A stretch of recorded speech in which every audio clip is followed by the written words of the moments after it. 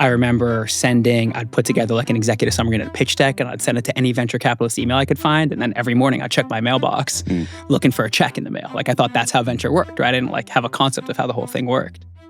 I had this idea in my head of a sports stock market because that's how I thought about collecting cards. My dad's a criminal defense attorney. I would ask him and a lot of his lawyer friends, like, what do you think of this? And they're like, it sounds illegal. And then which potentially it was, depending on how you structured it. A lot of people definitely thought it was. Yeah. And I asked, then my senior year, another company called One Season, funny enough, because they lasted exactly one season, launched a sports stock market. This is 2008.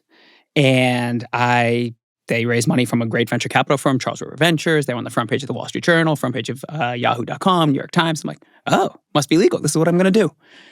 So I graduated college. Well, actually, before I graduated, I tried to do that for my final semester, my senior class. And the professor, I remember, said, it's too hard, you can't do that. Made me do something entirely different. Wouldn't even let you do it as your project? Let us. Then I graduated college, moved back home to Cambridge, was living in my parents' attic and trying to figure out how to start this thing. I mean, my whole kind of second half of senior year, I was doing that. So I remember I applied to every incubator there was, Y Combinator, Founder Institute, Techstars, got rejected from all of them. And you didn't have a technical background at this point. Not at all. When you're applying for these incubators, accelerators, like, are you pitching yourself as, I'm a dreamer, I'm an entrepreneur, I'm going to work my butt off, I've got an idea, and hopefully I'll find a technical co-founder? Yeah, basically. I mean, look, this was early. This was 2000, now the 2009 was when I graduated. I was finding everyone I could on Twitter. I was kind of stalking anyone who seemed like they could code anything, basically.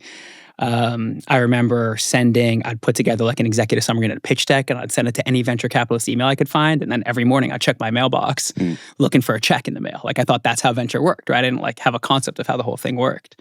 Anyways, moved back home, was still just trying to find any ways to make it right. Not technical, no money, no connections, had no idea what I was doing.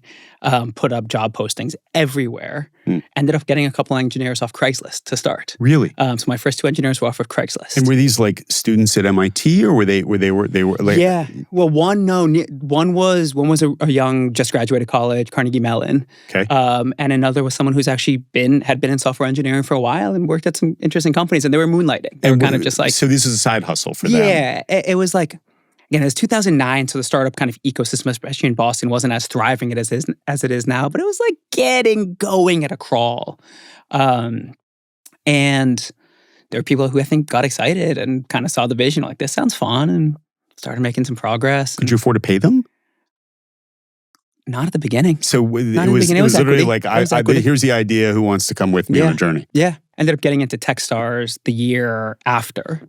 And that was able to get some momentum and kind of just keep on going from there. What became the company, and what was the core product that you were bringing? So that company was called Star Street. It started as a sports stock market, but very early on saw the early signs of growth in what we now know as daily fantasy sports.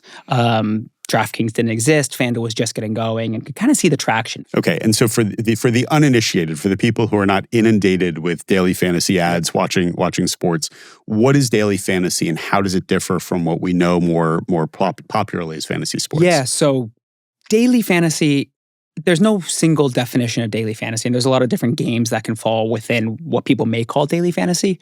What I like to say is real money fantasy sports. And there's different formats where you can build a team for a day, you can build a team for a week, you can build a team for a season. Sometimes you manage that team, other times you don't. There's a lot of different formats. The format back then that was gaining popularity was the salary cap format. You'd have a budget, you could use that budget. Every player was priced based on their expectations, and you used your budget to build a team. You enter that team into contests. We could play head to head, we could each put in $10, winner would make 18, site would take 2. Or it could be big tournaments. Now we are running a season-long tournament this year. That's a $15 million tournament. So the biggest tournament in the history of fantasy sports. Wow.